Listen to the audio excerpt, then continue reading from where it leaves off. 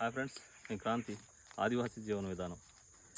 ఇప్పుడు మనం ప్రస్తుతం అడవిలో ఒక నెకర చెట్టు దగ్గర ఉన్న నెకర పండ్లు ఎంత అందంగా ఉంటాయంటే నిజంగా ఆరెంజ్ కలర్లో చూడగానే అసలు తినేయాలనిపిస్తూ ఉంటుంది అనమాట.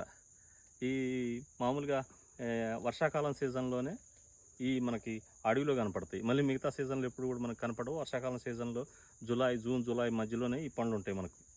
అయితే ఈ పండ్లకు ఉన్న ప్రత్యేకత ఏంటంటే, ఈ పండ్లు తినడం వల్ల మనకు కండరాల నొప్పులు కానీ, కండరాలకు సంబంధించినటువంటి వ్యాధులతో ఎవరైనా బాధపడే వాళ్ళు ఉంటే ఈ కండరాల వ్యాధులన్నీ కూడా పోతాయి అనేటువంటిది మనకు అంటే ప్రకృతి వైద్యులు కానీ లేకపోతే ఆయుర్వేదంలో కానీ చెప్తూ ఉంటారు.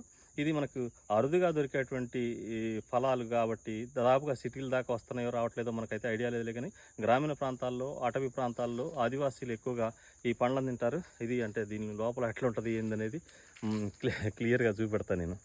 ఇది ఎంత ఆరెంజ్గా జ్యూసీగా ఉందో చూడవచ్చు.